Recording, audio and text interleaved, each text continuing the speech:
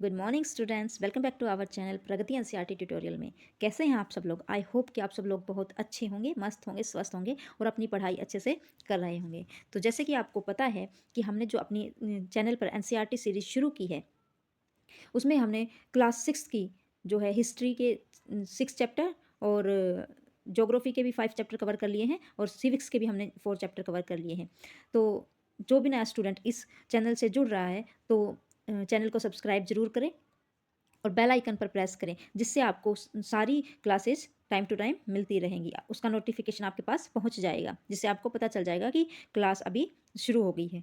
तो जैसा कि आप लोगों को पता है, जो एनसीईआरटी हमारी बुक्स हैं वो हमारे हर एक एग्ज़ाम में बहुत ही इंपॉर्टेंट रोल निभाती है। जैसे हमारा केवीएस हो गया, एचटेट हो गया, एनवीएस हो गया और डी ट्रिपल एस भी हो गया, और जहाँ तक कि जो यूपीएससी वाले एग्ज़ाम है वहाँ तक भी एनसीईआरटी से बहुत ही हमें हेल्प मिलती है। तो चलिए आज से हम जो अपना ज्योग्राफी का है 6 चैप्टर शुरू करते हैं। और जो स्टूडेंट्स नया आया है वो चैनल को सब्सक्राइब करें, लाइक करें और चैनल को शेयर ज़रूर करें। तो चलिए शुरू करते हैं। पृथ्वी के प्रमुख स्थल रूप, जो आज का हमारा टॉपिक है, चैप्टर है, वो क्या है? पृथ्वी के प्रमुख स्थल रूप। आपने चलिए शुरू करते हैं। आपने इसमें कुछ स्थल रूपों के को जरूर देखा होगा। आप देखेंगे कि पृथ्वी की सतह सभी जगह एक समान नहीं होती है ना। कहीं ऊबड़ खाबड़ होती है, पत्थर है, कहीं कंटीली झाड़ियाँ हैं, कभी ऊंचा नीचा ऐसे होता है ना, कहीं नदियाँ, कहीं पहाड़ पर्वत। पृथ्वी एक अनगिनत प्रकार के स्थल रूप हैं। मतलब पृथ्वी पर अनगिनत प्रकार के स्थल रूप हैं। स्थल मंडल के कुछ भाग ऊंचे नीचे तथा कुछ समतल होते हैं। ये स्थल रूप दो प्रक्रिया के परिणाम स्वरूप बनते हैं। आपको यह जानकर आश्चर्य होगा कि मैदान जिस पर आप खड़े हैं उसमें धीरे धीरे गति हो रही है। पृथ्वी के अंदर लगातार गति हो रही है। प्रथम या आंतरिक प्रक्रिया के कारण बहुत से स्थानों पर पृथ्वी की सतह कहीं पर उठी हुई होती है, कहीं पर धंस जाती है। तो इस इधर एक क्वेश्चन किया गया है कि क्या आप जानते हैं पहाड़ी व स्थलीय भाग जो कि आसपास की भूमि से, एक सेकेंड, भूमि से ऊंची उठी हुई होती है, 100 मीटर से अधिक ऊंचाई पर खड़ी ढाल वाली पहाड़ी को पर्वत का कहते हैं। और जो 8,000 मीटर से ऊंचा पर्वत होता है उनको पर्वत कहते हैं। मतलब जो 600 मीटर से अधिक होती है उसको क्या कहेंगे? पहाड़ी। और जो 8,000 मीटर तक चली जाती है, उससे ऊंचे चले जाते हैं, वो होते हैं पर्वत। 600 मीटर वाले को पहाड़ी और 8,000 मीटर से ऊंचे चले जाते हैं उनको पर्वत कहते हैं। तो ये इधर दिखाए गए हैं पर्वत, पठार, मैदान, झील, ठीक है, प्रायद्वीप। तो पृथ्वी के विभिन्न प्रतिरूप दिखाए गए हैं। इधर देखते हैं दूसरी आप बाह्य प्रक्रिया स्थल के लगातार बनने एवं टूटने की प्रक्रिया है। पृथ्वी की सतह के टूटकर घिसे, एक सेकंड, पृथ्वी की सतह को टूटकर घिस जाने को अपरदन कहते हैं। मतलब जब पृथ्वी थोड़ी थोड़ी टूट टूट कर घिस घिस कर नीचे गिरती रहती है तो उसको क्या कहेंगे? अपरदन। अपरदन की क्रिया के द्वारा सतह नीची हो जाती है, ठीक है, तथा निक्षेपण की प्रक्रिया के द्वारा इनका फिर से निर्माण होता है। जो फिर से निर्माण किसकी प्रक्रिया द्वारा होता है? निक्षेपण की प्रक्रिया द्वारा। और अपरदन की प्रक्रिया द्वारा जो सतह होती है वो नीचे होती जाती है, ठीक है। ये दो प्रतिक्रियाएं बहते हुए जल, वायु तथा बर्फ के द्वारा होती है। हम विभिन्न स्थल रूपों को उनकी ऊंचाई एवं ढाल के आधार पर पर्वतों, पठारों एवं मैदानों से वर्गीकृत कर सकते हैं, ठीक है। तो चलिए देखते हैं इधर पर्वत के बारे में अब हम पढ़ेंगे। पर्वत पृथ्वी की सतह की प्राकृतिक ऊंचाई है। जो पर्वत है वो पृथ्वी की सतह की कैसी ऊंचाई है? प्राकृतिक ऊंचाई। पर्वत का शिखर छोटा तथा चौड़ा होता है। यह आसपास के क्षेत्र से बहुत ऊंचा होता है। कुछ पहाड़ बादलों से भी ऊंचे होते हैं। जैसे जैसे आप ऊंचाई पर जाएंगे जलवायु ठंडी होती जाएगी, ठीक है। जैसे जैसे आप मतलब ऊंचाई पर जाते रहेंगे तो ठंड, मतलब थोड़ी थोड़ी ठंड बढ़ती जाती है, ठीक है। कुछ पर्वतों पर हमेशा जमीन, एक सेकंड, कुछ पर्वतों पर हमेशा जमी रहने वाली बर्फ की नदियां होती हैं। उन्हें हिमानी कहते हैं। किन्हें कहा जाता है? हिमानी। जहाँ पर बर्फ की नदियाँ होती है। कुछ पर्वत ऐसे होते हैं जहाँ पर बर्फ की नदियाँ होती हैं, उनको क्या कहेंगे? हिमानी कहेंगे। यहाँ कुछ ऐसे भी पर्वत हैं जो समुद्र के भीतर हैं, मतलब समुद्र के अंदर भी पर्वत हैं, तथा जिन्हें आप देख सकते हैं, मतलब जिन्हें आप नहीं देख सकते। जो समुद्र के अंदर होते हैं उन पर्वतों को हम नहीं देख पाते। कठोर जलवायु होने के कारण पर्वतीय क्षेत्रों में बहुत कम लोग निवास करते हैं। वहाँ का धरातल खड़ी ढाल वाला होता है तथा कृषि योग्य भूमि की कमी होती है, ठीक है। तो यहाँ देखते हैं पर्वत एक रेखा के क्रम में भी व्यवस्थित हो सकते हैं। मतलब पर्वत एक रेखा के क्रम में भी व्यवस्थित हो सकते हैं, जिसे क्या कहेंगे? श्रृंखला, ठीक है। देखिए एक रेखा के बीच में ऐसे ऐसे ऐसे, तो ये एक क्या हो गई? हमारी श्रृंखला हो गई। जो एक क्रम में व्यवस्थित हो। ठीक है, तो यहाँ देखते हैं, एक सेकेंड। बहुत से पर्वतीय तंत्र समानांतर श्रृंखलाओं के क्रम में होते हैं जो सैकड़ों किलोमीटर तक फैले होते हैं। हिमालय, आल्प्स तथा एंडीज क्रमशः एशिया, यूरोप तथा दक्षिण की पर्वत श्रृंखलाएं हैं। ठीक है, जो हिमालय है वो एशिया की, और जो आल्प्स पर्वत है वो यूरोप की, और जो एंडीज पर्वत कहाँ पाया जाता है, दक्षिण अमेरिका में। ठीक है, हिमालय पर्वत एशिया में, जो आल्प्स पर्वत है वो यूरोप में, और जो एंडीज पर्वत है वो दक्षिण अमेरिका में। ठीक है, ये पर्वत श्रृंखलाएं हैं। पर्वतों की ऊंचाई एवं आकार से भिन्नता होती है। जो पर्वत की आकार और ऊंचाई होती है वो अलग अलग होती है।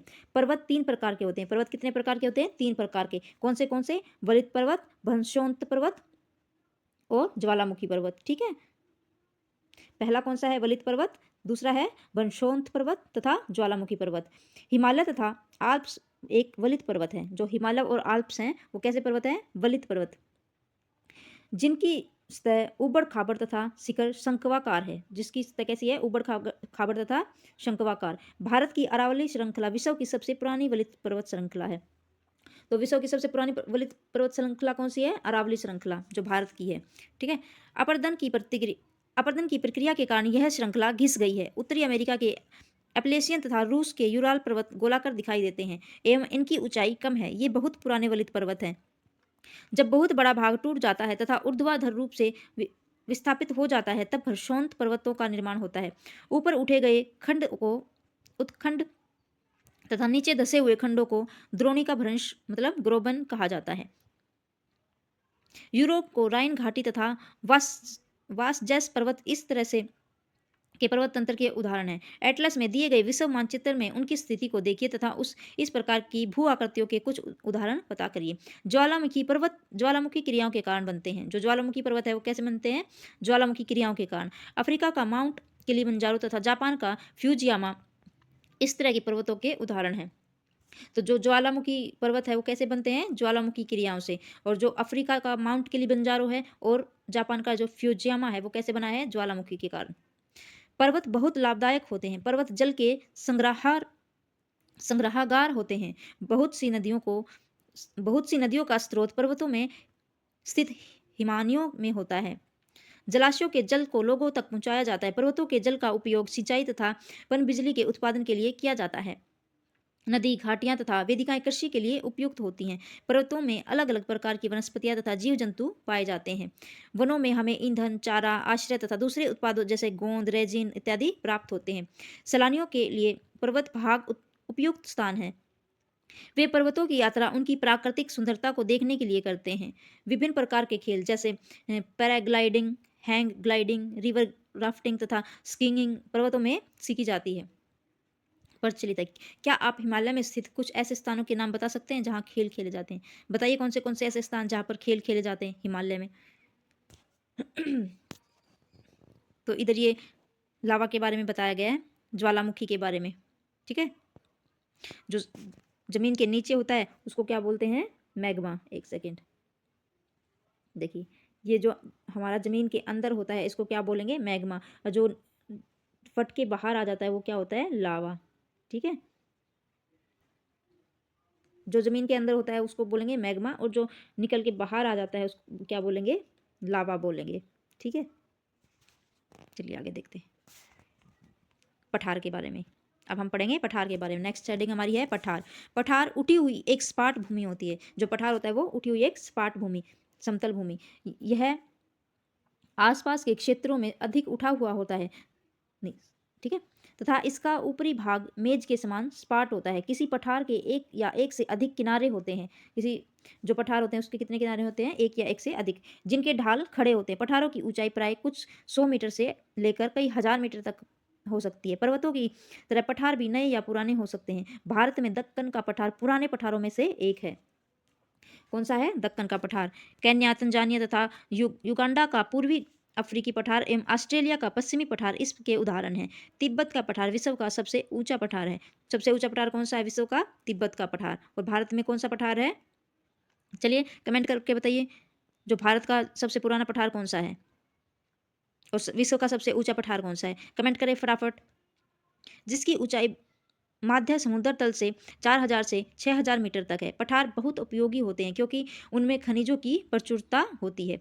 यही कारण है कि विश्व के बहुत से खनन क्षेत्र पठारी भागों में स्थित है। अफ्रीका का पठार सोना एवं हीरो के खनन के लिए प्रसिद्ध है। हीरा और सोना कहाँ पाया जाता है? कौन से पठार में? जो अफ्रीका का पठार होता है। ठीक है। भारत में छोटा नागपुर पठार में लोहा, कोयला तथा मैग्नीज के बहुत बड़े भंडार पाए जाते हैं। तो ऐसा क्वेश्चन बन सकता है, लोहा, कोयला तथा मैग्नीज मैग्नीज कहाँ, कौन से उसमें पठार में पाया जाता है? जो भारत का छोटा नागपुर पठार है। पठारी क्षेत्रों में बहुत से जलप्रपात हो सकते हैं क्योंकि यहाँ नदियाँ ऊंचाई से गिरती हैं। भारत में छोटा नागपुर पठार एक स्वर्ण रेखा नदी पर स्थित हुंडरू जलप्रपात तथा कर्नाटक में जोग जलप्रपात इस प्रकार के जलप्रपातों के उदाहरण हैं। लावा पठार में काली मिट्टी की प्रचुरता होती है। लावा पठार में कैसी मिट्टी होती है? काली मिट्टी, जो कि बहुत उपजाऊ होती है एवं खेती के लिए काफ़ी अच्छी होती है। कई पठारों में रमणीय स्थल होते हैं जो पर्यटकों को आकर्षक करते हैं। एक सेकेंड, अब हम पढ़ेंगे मैदान के बारे में। मैदान समतल भूमि के बहुत बड़े भाग होते हैं। वे सामान्यतः माध्य समुद्री तल से 200 मीटर तथा अधिक ऊंचे नहीं होते हैं। कुछ मैदान काफ़ी समतल होते हैं, कुछ उर्मिल तथा तरंगित हो सकते हैं। अधिकांश मैदान नदियाँ तथा उनकी सहायक नदियों के द्वारा बने हैं। नदियाँ पर्वतों के ढालों पर नीचे की ओर बहती है। एक सेकेंड। तो जो मैदान है, मैदान समतल भूमि के बहुत बड़े भाग होते हैं। वे सामान्यतः माध्य समुद्री जल से 200 मीटर से अधिक ऊंचे नहीं होते हैं। कुछ मैदान काफ़ी समतल होते हैं, कुछ उर्मिल तथा तरंगित हो सकते हैं। अधिकांश मैदान नदियों तथा उनकी सहायक नदियों के द्वारा बने हैं। नदियाँ पर्वतों के ढालों पर नीचे की ओर बहती है तथा उन्हें अपर्दित कर देती है। वे अपर्दित पदार्थों को अपने साथ आगे की ओर ले जाती है। अपने साथ ढोए जाने वाले पदार्थ जैसे पत्थर, बालू तथा सिल्ट को वे घाटियों में निक्षेपित कर देती है, मतलब वहाँ पे छोड़ देती है उन्हें। इन्हीं निक्षेपों से मैदानों का निर्माण होता है। ठीक है, कैसे होता है मैदानों का निर्माण? जब कोई नदी है अपने साथ जो है पत्थर, बालू तथा सिल्ट को जो लाके घाटियों में छोड़ देती है, इनसे क्या होता है? मैदानों का निर्माण होता है। ठीक है, सामान्यतः मैदान बहुत अधिक उपजाऊ होते हैं। यहाँ परिवहन के साधनों का निर्माण करना आसान होता है, इसलिए ये मैदान विश्व के सबसे अधिक जनसंख्या वाले भाग होते हैं जहाँ पर मैदान होते हैं। नदियों के द्वारा बनाए गए कुछ बड़े मैदान एशिया तथा उत्तरी अमेरिका में पाए जाते हैं। एशिया में स्थित भारत में गंगा एवं ब्रह्मपुत्र का मैदान एवं तथा चीन में यांगत्से नदी का मैदान इसमें प्रमुख है। मैदान जो है मनुष्यों के रहने के लिए सबसे उपयोगी क्षेत्र होते हैं क्योंकि मैदान में अच्छे से लोग रह सकते हैं। वहाँ पे घर मतलब बनाने में कोई दुविधा नहीं आती है क्योंकि सामान हम आसानी से लेके जा सकते हैं। ठीक है, वहाँ पर मैदानों में खेती अच्छे से की जा सकती है, नदियाँ वहाँ पे बहती हैं। यहाँ की जनसंख्या बहुत अधिक होती है क्योंकि मकानों के बनाने तथा खेती के लिए यहाँ समतल भूमि की प्रचुरता होती है। उपजाऊ मिट्टी के कारण यह भाग खेती के लिए काफ़ी उपयुक्त होता है। ठीक है, भारत में गंगा का मैदान देश में सबसे अधिक जनसंख्या वाला मैदान है। ठीक है, जो गंगा का मैदान है वो क्या है? जनसंख्या वाला सबसे अधिक क्षेत्र। अब हम पढ़ेंगे स्थल रूप एवं लोग। हमारी नेक्स्ट हेडिंग क्या है? स्थल रूप एवं लोग। स्थल रूपों की विभिन्नता के अनुरूप ही मानव विभिन्न प्रकार से जीवन यापन करते हैं।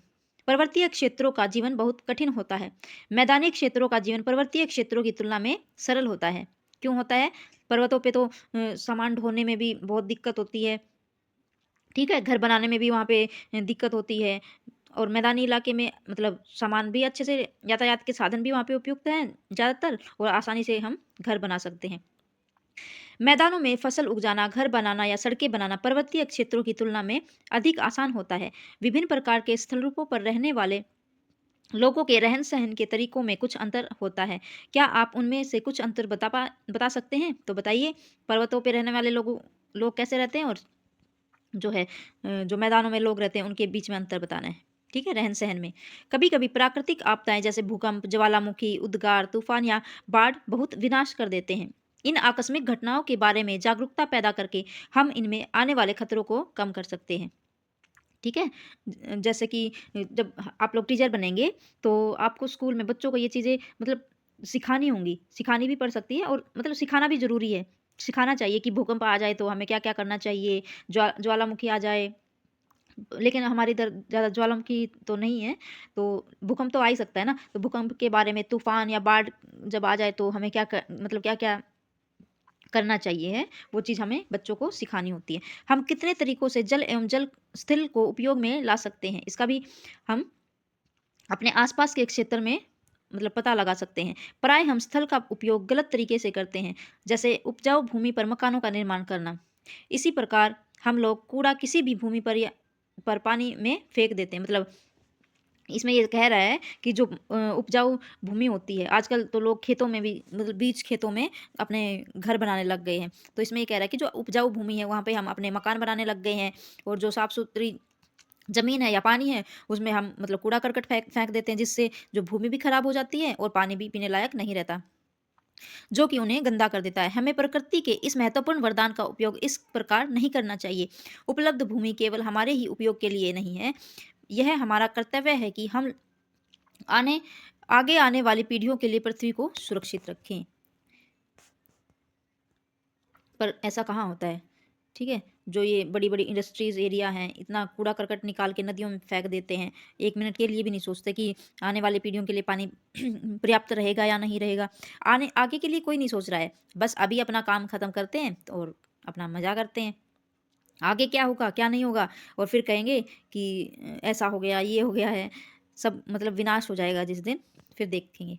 स्वच्छ भारत मिशन, स्वच्छ स्वस्थ शरीर में स्वस्थ मस्तिष्क निवास निवास करता है, और स्वस्थ शरीर के लिए स्वस्थ पर्यावरण विशेष रूप से साफ जल, वायु तथा स्वस्थ वातावरण प्राथमिक आवश्यकताएँ हैं। इन सभी प्राथमिक आवश्यकताओं को लोगों को सुलभ कराने के लिए भारत सरकार द्वारा स्वच्छ स्वच्छ भारत मिशन कार्यक्रम चलाया गया। तो यहाँ देखते हैं, यहाँ से ये तस्वीरें दी गई हैं, कुछ एक्टिविटीज़ दी गई हैं बच्चों के लिए।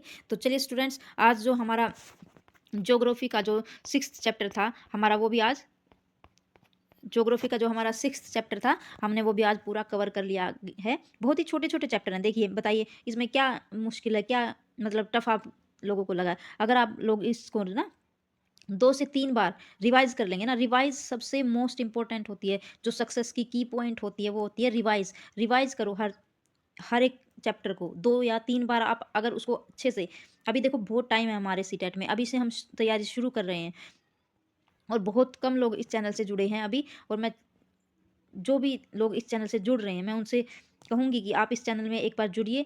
इसके बाद जो मैं अभी आपको एनसीईआरटी की थ्योरी करवा रही हूँ, उसके बाद मैं जो अपने नोट्स तैयार कर रही हूँ, उसको मैं यूट्यूब पर ही कंप्लीट करवाऊँगी। बहुत अच्छे से मैं अपने नोट्स जो है तैयार कर रही हूँ, ठीक है?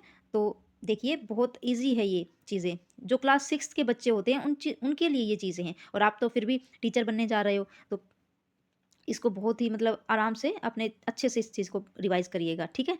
तो चलिए मिलते हैं हम अपनी पॉलिटी की नेक्स्ट वीडियो में। Thank you so much.